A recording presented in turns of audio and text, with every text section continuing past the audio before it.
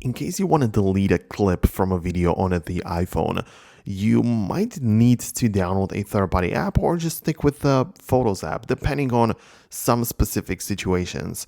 So in case you want to just cut out a clip from either from the beginning or from the end, it's not going to be like in the middle, then you might as well just use the Photos app, where you can just locate the video, tap on edit, and you can trim it from the beginning or from the end, and you can just remove some clips at the end and at the beginning, and that might be good enough.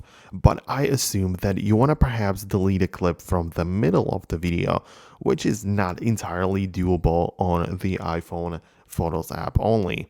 For this, you'll need some sort of third-party video editor, and the one I just keep recommending to you guys is always going to be the CapCut, which is a free app. I'm not affiliated with them, and for some basic edits like these, this is just perfect.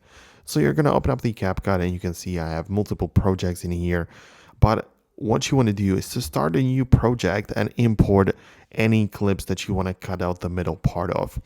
At the bottom, we have the timeline, so you just scrub through it, and let's say that right here, you want to just start the clip that you want to cut out. So I'm going to click on split, move over a little bit.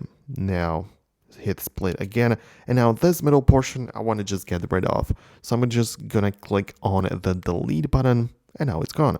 So we have successfully cut out the middle part of that video. So that's something that you probably wanted to achieve, and in case you want it, then that's just how it works. To get this video back to the gallery, I'm going to adjust the resolution because it was originally shot in 4K, and then I can click on export, and then it's going to be saved in the gallery. So that's how it works. Hope you found this video useful. If you did, hit the thumbs up, subscribe below, and I will see you in the next video.